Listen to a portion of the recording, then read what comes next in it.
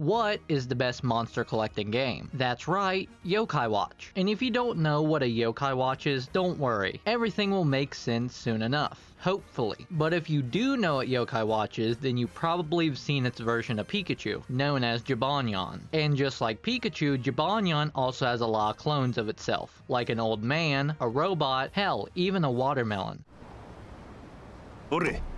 So why not try to beat Yokai Watch 2 by only using Jibanyan clones? And like always, here are the rules. Firstly, I'm only allowed to use Jibanyan clones in battle. And secondly, I'm allowed to befriend any other yokai, I just can't use them in battle. Also, if this video does well, I'll consider doing the same challenge in Yokai Watch 3. But anyway, enough yapping, on to the video. The game starts off with me hitting the before two certified gilfs steal my watch from me. Not cool. But this causes me to forget everything about the yokai world, and I instead have a fun family outing, until it turns into a marital dispute. And instead of calling social services, onlookers pump their fists like it's WWE in this bitch. But I saved the day with capitalism by buying donuts. All's well that ends well, right? I mean, they do talk out their problems, but I'm still pretty upset about the whole thing. That is, until I find a sketchy looking building in the back of an alleyway. So being a 10-year-old kid, I enter the cracked in only to find this guy trying to sell me a knockoff watch.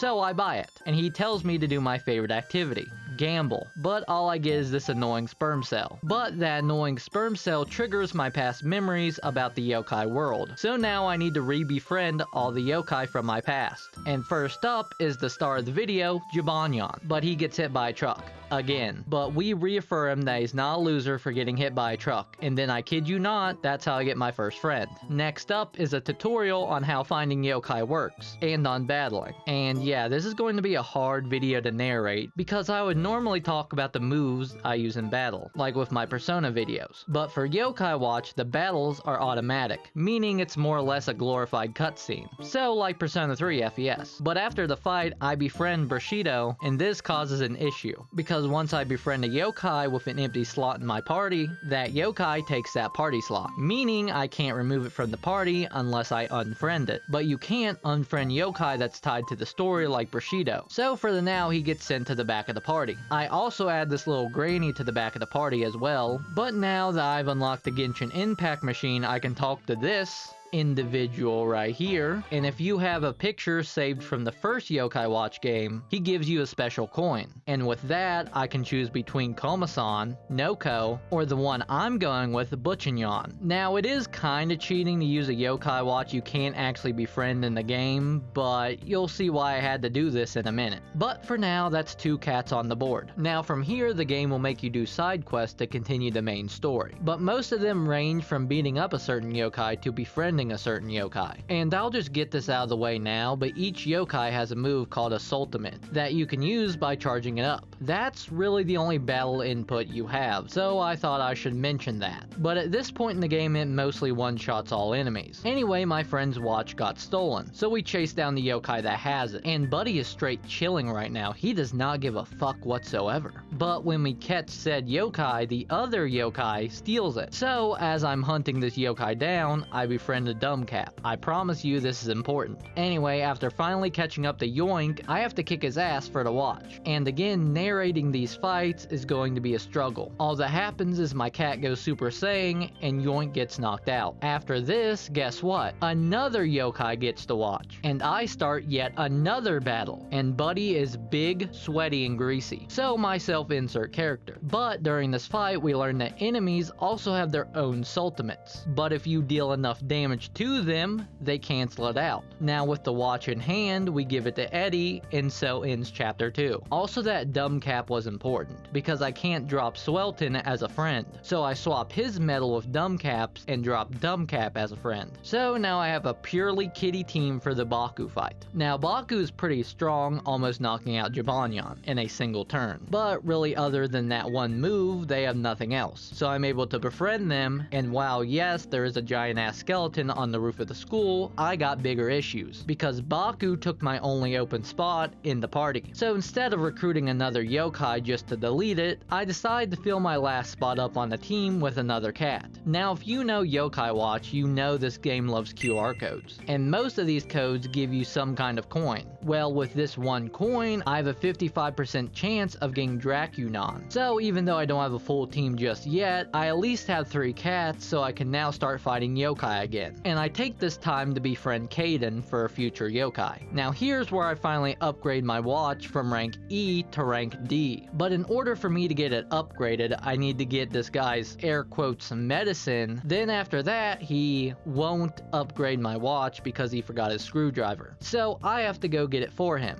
at night, as the big scary chases me. But I guess it's not all bad, because I do get a new cat for the team. Because in the shopping district, a Ruffraff and a Cough-Off will be arguing about who has the biggest Old Man Yowie collection. Spoiler alert, it's me because I play Yakuza. But anyway, depending on who you side with, you get a new Jibanyan clone. And because I side with Ruffraff, I get Badanyan, who is already way over leveled, but it'll buff. Now with the screwdriver, I get my watch upgraded. Yippee. And now I can befriend another important yokai, Desmeralda. I also befriend a Boohoo because they're also needed for a future yokai. But now I can face the first boss of this game, Gusty Bones. Ooh, very scary. But first, you need to navigate through these Gachapon capsules. And the reason why I don't want to get caught is because I have to watch this long ass cutscene if I do. But this game allows you to skip cutscenes, so it's already better than Pokemon, just for that. But after making it to the roof, I can finally face the average Genshin Impact player. And yeah, no, one Ultimate almost knocked him out. Like, Buddy is actually a Genshin Impact player. I just said that as a joke. Anyway, now that his bones have been rattled, we call it a night, ending chapter 3. And the next day, we see a really, really fat cat. And I'm gonna be honest when I say this, as a kid, I was pretty upset that this cat wasn't a playable character. But he tells us to meet up in Harrisville. I realize how crazy the localization team went for this game. I'm surprised there's no jelly donuts. But to get to Harrisville, you have to take the train. So you now know who Persona 5 copied their homework from. But once there, I befriend Mirpo, so I only need 2 more yokai for my first legendary. Fast forward a couple hours later, and I get caught up in a gang war outside Grand's house. Like, I still win the fight, but I'm starting to take more damage, so that's something. But I also befriend this thing, so yippee. But look who's back, it's the big buddy. And this time, we have to battle him. And yeah, like I don't know what to say. He really,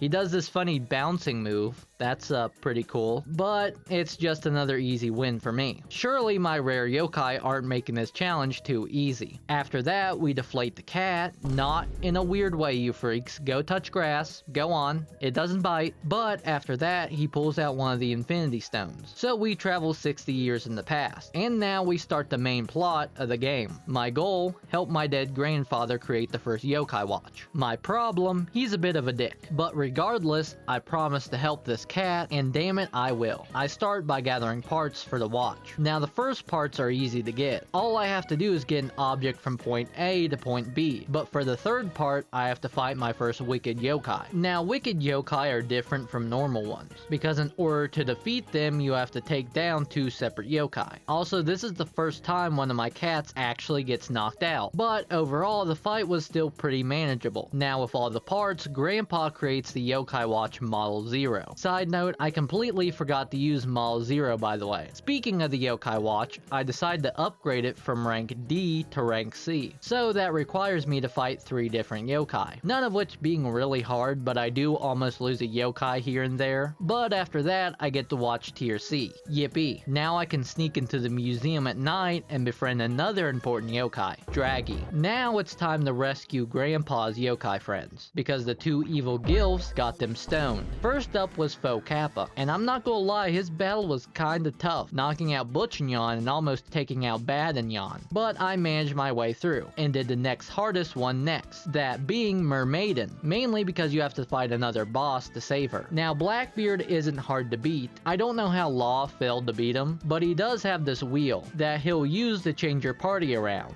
and he makes me bring out the granny, but she fails to do anything really, so thank you Grandma. and I quickly changed my team back around to finish Marshall D off. After that, I had to fight something that kinda looked like a dragon, but I did that to say predictable. As for the final two, I didn't have to fight anything at all, so they are pretty easy to befriend. But now with Gramps Yokai saved, and the first Yokai Watch being made, the game's over, right? No, because the two baddies from before appear, challenging me to a fight. And I'm gonna be honest, this is where I got my first loss. Mainly because if one of the gilfs goes down, the other one will bring them back using a time stone. Now you can target the time stone, causing it to break, so she can bring the other one back, but I didn't know that at the time. So instead, I enlisted the help of another kitty. Now at the beginning of the game, I scanned these QR codes that gave me a bunch of different seeds and a bell, but let's just save that one for later. Anyway, with the seeds, I can unlock the ability to befriend 6 different fruit cats. And now, I can befriend them all, but I decide that since this run is already kind of easy, I'll just befriend one, the grape one, simply because purple is my favorite color. Now, did befriending Grapenyan make this fight easier? Yeah, it made it easier by a lot. And I'm sure most of it came from the fact that I destroyed the time stone, but I still only lost one yokai during this fight, so after beating them, we end up driving them away, ending chapter 6. Now the next chapter can be best described as a filler arc for all my anime fans. And for my non-anime fans, who am I kidding, only weebs watch my stuff anyway. Anyway, the only noticeable thing that happens in this chapter is the fact that I upgrade my watch from rank C to rank B. And I do that by fighting 3 yokai again. All around the same level of simpleness. Sorry for being bad at narrating these fights, like it's really hard to talk about when you really have no input whatsoever. But what I do have input on is this next boss, mainly because he manages to knock out a whopping 3 of my cats before I take him down. He's also the first yokai who manages to use their ultimate on me, so there's that. Now starting in chapter 8, I immediately upgrade my watch from rank B to rank A, and to do so I go through the same song and dance as before, defeating 3 semi-hard yokai. Although they were challenging, I still don't have much to say about them. But the reason why I wanted to get to rank A was because I was told in the version I'm playing, Fleshy Souls, during chapter 8, you can recruit Robonyan. Now that I say that in my script, I don't think that's his name, but I'm just gonna go with it. You know who I'm talking about. But when I go to check the apartment complex, I don't see the quest for it anywhere. So I decide to do the main story of chapter 8 and come back later. So for the story, I, like a 10-year-old boy in this game, have to put an end to a civil war between different yokai. And I do that by going up to different rocks and fighting the yokai that guard it, so it can become my own. Also, I realized that this game has a built-in speed up option, so that's another point on the board for Yokai Watch, 0 for Pokemon right now. But anyway, after getting stoned, you can now face off against the leader of the bony yokai. And I wanna say this was a great epic battle, but I only lost 1 yokai during this fight. Then it's revealed that all this bloodshed and hatred was caused over donuts, like the middest pastry option out there. And we tell the yokai that donuts are kinda mid, and they realize that I'm right because I'm a person on the internet and my opinion is always the correct one. And they agree to end the war, only for this lady who looks like my math teacher from high school to come out and declare world domination. For some reason, I don't know. But before I can care, I go back to the apartment complex again and I check inside, outside, and even the parking lot, and I cannot find this damn quest for the robot cat anywhere. Like the reason I played Fleshy Souls was for this mission, and it's not here. And the only other way to get him is in post-game. So like every single other cat, I haven't gotten so far. But I don't let it affect me, because I try to gamble in the Gachapon machine for the golden version of the robot cat. To no avail. Looks like I used up all my luck in Genshin. Yes, I know, you can boo me all you want, but I know there's at least one person watching this who's in the same boat as me. Anyway, after that failure of my gambling capabilities, I befriend the last yokai I need for the legendary yokai, Insomni. Now with her, I can summon Shogunyan, my first S-rank yokai. And remember how I said I scanned QR codes for all the fruit nyans? Well, I also scanned one that gave me the Jet Bell. So now I can fight Jetnyan until I manage to befriend him. So, now onto my training arc, which requires me to play a game of tag, find a few lost kittens, then I have to battle the Mucinex monster's cousin with jaundice. And with that, my training arc is over. So now I have to fight the 5 little minions of Grandma Lady. So while I fight them, I'll rank my cat's ultimate moves. In last place is Jrpgs, because it's the only ultimate that doesn't do any damage. It just makes enemies lazy. The next two are Jibanyan and Jibanyan,